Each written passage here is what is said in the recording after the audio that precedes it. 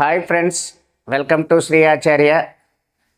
శ్రీ ఆచార్యలో వస్తున్న ఈ షార్ట్స్ అలాగే వీడియోస్ మమ్మల్ని ఆదరించి అభిమానించి ఫాలో అవుతున్న ప్రతి ఒక్కరికి ప్రత్యేకమైన ధన్యవాదాలు. చూడండి, ఈ ఒక్కసారి వీడియో చూద్దాం.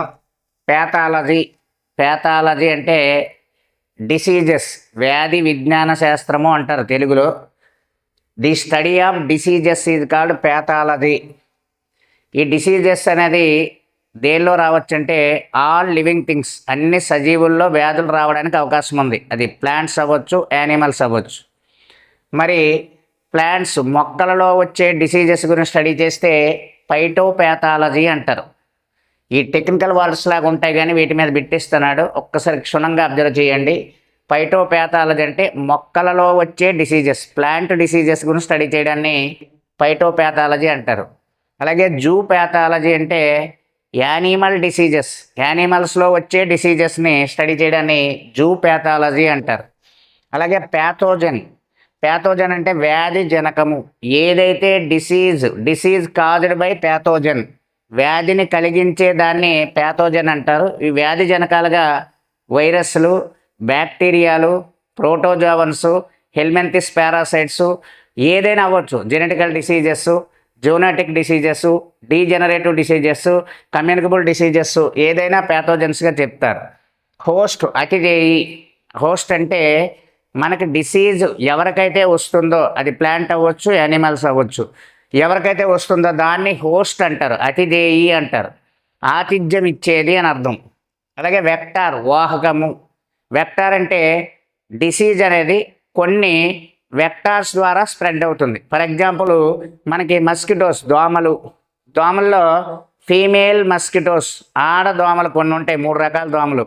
ఎనాపలిస్ మస్కిటోస్ వల్ల మలేరియా స్ప్రెడ్ అవుతుంది. క్యూలెక్స్ మస్కిటోస్ వల్ల ఫైలేరియా మరియు ఎన్సెఫలైటిస్, మెదడువాపు వ్యాధి స్ప్రెడ్ అవుతుంది. ఎడీస్ మస్కిటోస్ వల్ల డెంగ్యూ ఫీవర్ అనేది స్ప్రెడ్ అవుతూ ఉంటుంది. అయితే ఏదైతే వెక్టార్స్ అనేవి స్ప్రెడ్ చేస్తూ ఉంటాయి. అలాగే రిజర్వాయర్ అనేది టెంపరీ హోస్ట్ అంటారు, తాత్కాలిక అతిథేయి. ఒక పెద్ద చెత్త కుప్ప ఉందనుకోండి, దానిలో కొన్ని ప్యాథోజన్స్ ఉంటాయి. ఆ చెత్త కుప్పను క్లియర్ చేసామనుకోండి, అక్కడ బ్లీచింగ్ పౌడర్ వేసామనుకోండి, ఆ ప్యాథోజన్స్ అనేవి క్లియర్ అయ్యే అవకాశం ఉంటుంది. అంటే టెంపరీ హోస్ట్ అని చెప్తారు రిజర్వాయర్ని. అలాగే డిసీజ్లో 4 స్టెప్స్ ఉంటాయి.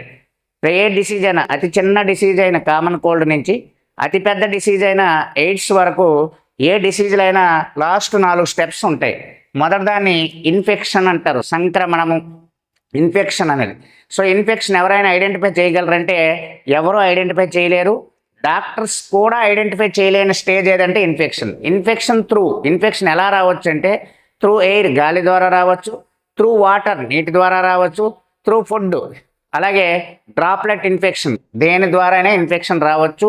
ఇన్ఫెక్షన్ అనేది ఎవరిని కూడా ఐడెంటిఫై చేయలేము. ఇన్ఫెక్షన్ వచ్చేటప్పుడు ప్యాథోజన్స్ అనేవి హోస్ట్లోకి ఎంటర్ అవుతాయి. ఎప్పుడైతే ఇన్ఫెక్షన్ వచ్చిందో నెక్స్ట్ స్టేజ్ ఇంక్యుబేషన్ అంటారు, పొదిగే కాలము. కొన్ని ప్యాథోజన్స్ బాడీ లోపలికి ఎంటర్ అయిన తర్వాత వాటికి ఎక్కడైతే సూటబుల్గా ఉంటుందో ఆ పార్ట్లో కొన్ని రోజుల పాటు స్తబ్దంగా ఉండి వాటి యొక్క సంతతిని డెవలప్ చేసుకుంటే కొంత పీరియడ్ పడుతుంది. ఒక్కొక్క డిసీజ్కి ఒక్కొక్క ఇంక్యుబేషన్ పీరియడ్ ఉంటుంది. ఫర్ ఎగ్జాంపుల్ మలేరియా తీసుకుంటే 7 నుంచి 17 డేస్ ఉంటుంది. ముందు ఇన్ఫెక్షన్ వచ్చిన తర్వాత 17 డేస్ తర్వాత మనకి ఎక్స్పోజ్ అవ్వడం అనేది జరుగుతుంది. ఇంక్యుబేషన్ కూడా ఎవరు అబ్జర్వ్ చేయలేని స్టేజ్. నెక్స్ట్ మ్యానిఫెస్టేషన్, వ్యక్తమయ్యే దశ అంటే డిసీజ్ యొక్క సిమ్టమ్స్ అనేది బయటకు రావడం జరుగుతుంది. డిసీజ్ సిమ్టమ్స్ ఎప్పుడైతే వచ్చాయో మనం మెడిసిన్ తీసుకోవడము, డాక్టర్ దగ్గరికి వెళ్ళడము, అలాగే ఇమ్యూనిటీ పవర్ డెవలప్ చేసుకోవడము చేస్తే ఆ డిసీజ్ అనేది ఆగిపోయే అవకాశం ఉంటుంది. అంటే ఆగిపోవడం అంటే డిసీజ్ వల్ల మనిషి పోవచ్చు, లేదా జంతువు పోవచ్చు, మొక్క పోవచ్చు, లేదా డిసీజ్కి ప్యాథోజన్కి బోర్ కొట్టి ఇంకో దగ్గర షిఫ్ట్ అవ్వచ్చు, లేదా మనం తీసుకునే మెడిసిన్స్ వల్ల ఏదో ఒక స్టేజ్లో ఆ డిసీజ్ అనేది ఆగిపోతుంది. దాన్నే టెర్మినేషన్ అంటారు, అంచెదశతో డిసీజ్ అనేది కంప్లీట్ అవుతుంది. ఇక్కడ బిట్ అడిగాడు, డిసీజ్లో ఎన్ని స్టెప్స్ ఉంటాయని అడిగాడు. 4 స్టెప్స్. ఫస్ట్ ఇన్ఫెక్షను, ఇంక్యుబేషను, మ్యానిఫెస్టేషను, టెర్మినేషన్, లేదా correct order of the sentence అని కూడా అంటాడు. ఇలాగా మీరు చూసుకోవాలి. డిసీజ్లో ఐడెంటిఫై చేయలేని స్టేజెస్ ఇన్ఫెక్షను, ఇంక్యుబేషను. డిసీజ్లో స్పష్టంగా కనిపించే దశ మ్యానిఫెస్టేషన్, డిసీజ్లో ఎండింగ్ అయ్యే స్టేజ్ టెర్మినేషన్. ఇలా డిఫరెంట్గా బిట్లు అడుగుతున్నాడు. ఈ వీడియోను 1-2 సార్లు చూసి ఈ బిట్స్ మీరు నోట్ చేసుకుంటే ఈజీగా ఫైండ్ అవుట్ చేయొచ్చు. Thank you friends.